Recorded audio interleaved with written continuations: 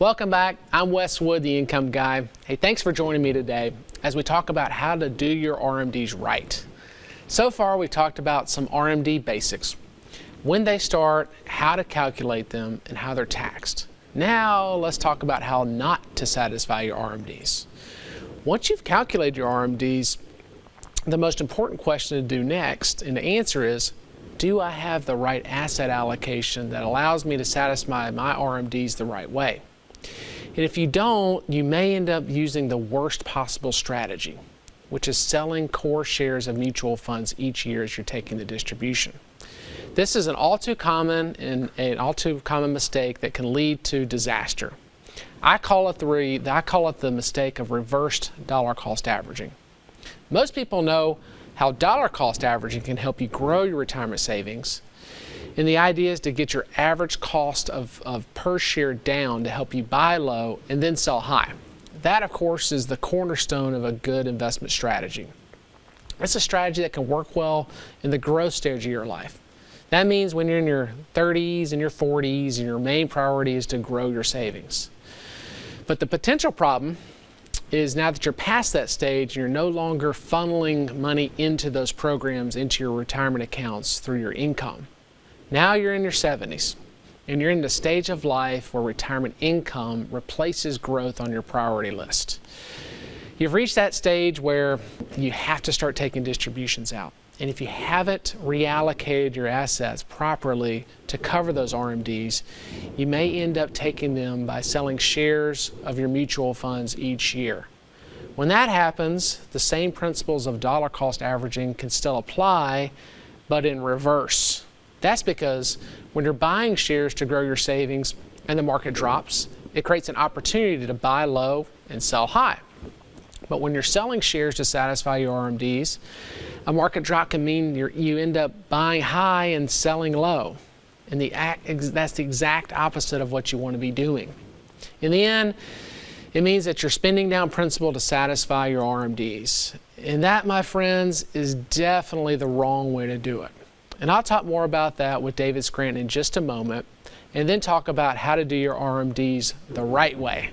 But right now, here's another opportunity and a chance for you to reach out directly to me at retiretv.com or by calling 855-776-0614 right now to receive your free retirement income kit. Now, let's welcome back David Scranton. He's an investing for income specialist. Wes, in a minute, I want to ask you about this concept that you always call reverse dollar cost averaging. But before we do, even if the market doesn't have a major drop in retirement, you have another analogy used a lot of times to talk about why spending principal in general, if you're 70 years old, is probably a dangerous idea. It is a slippery slope, and we call it the mortgage analogy, 30-year mortgage analogy. And 30 years is because a lot of people may spend that much time in retirement. But think about it this way. Like taking money out of a portfolio and spending principal is a lot like when you're paying off your mortgage over time. Now, you're paying the exact same amount in every single month. In the first few years of that mortgage, you pay your payment and you notice it's like all interest and just a little bit of principal. But you keep making the same payment over 30 years, and towards the end of that life of the mortgage, towards the end, now you're paying all principal with just a little bit of interest, and it's paid off. Well, think about that in reverse.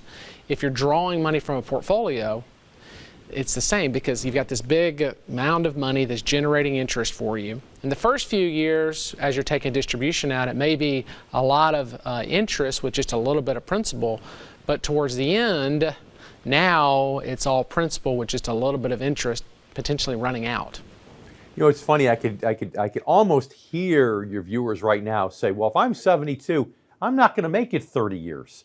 But you know, statistics show that if you're 72 and you're married, there's about a 50% chance that at least one of you can make it 20 years. And the math's really not that much different on a 20-year mortgage versus a 30-year mortgage, right? Mm-hmm.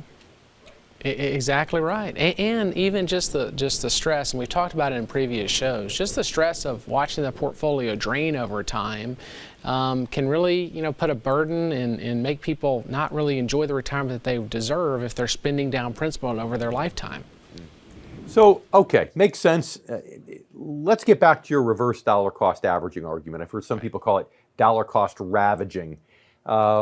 Maybe if you give a mathematical example of why this is so bad, maybe that'll help your viewers really understand the risks of using the strategy. Sure. So yeah, here's an example. So let's say you're putting in $100 per month, dollar cost averaging. You're putting $100 a month into mutual funds. And let's just say the mutual funds are trading at $10 a share that month. So you bought, how many shares? 10 shares. Now, all of a sudden, we have a horrible month in the markets, and the mutual fund is now trading at $5 a share. But you're still buying the same $100 worth. So now you're doubling up the amount of shares. You're buying 20 shares. So a lot of people would think, what's my average cost? Well, it's $7.50, but that would not be correct because you're buying many more shares at the low point. And what happens is it's pushing the average share price down to $6.56 per share. So if we do that in reverse, we're essentially doing the same thing.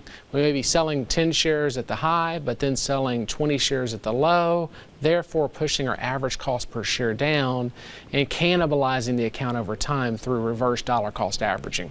Yeah, when you're buying, putting money in, it makes sense because you want to get the cost down because you want to buy low. Yep. But the formula is buy low and sell high, right? So now if you're getting your average sales price down, that's a bad thing. Makes sense, right? Yeah, exactly. The whole idea of investing is buy low, sell high. We don't want to be selling low and buying high, right? And I guess it's intuitive if you think about it. There's a lot of things in life that are really good in one direction and equally as bad in the other direction. You know, example I always use is toothpaste, right? Toothpaste works great when you're pushing it out of the tube. But Wes, have you ever tried to put the toothpaste back in the tube? It doesn't work as well, does it? No, never does. So exactly. And thinking about, withdrawing money from a portfolio, we definitely want to avoid the reverse dollar cost averaging. And heck, if we can just spend the interest and dividends, meaning generating enough in the form of interest and dividends to cover our RMD, we don't have to fret over liquidating shares and potentially running out of money like that 30-year mortgage analogy, or depleting shares because we're liquidating many more when they're down through reverse dollar cost averaging.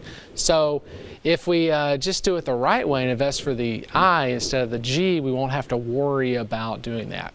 But hey, thanks again, Dave, and stick around. Hey, coming up after the break, I'll share more details about how to do your RMDs right and the first step to making this happen. You're watching the Retirement Income Show. I'm your host, Wes Wood.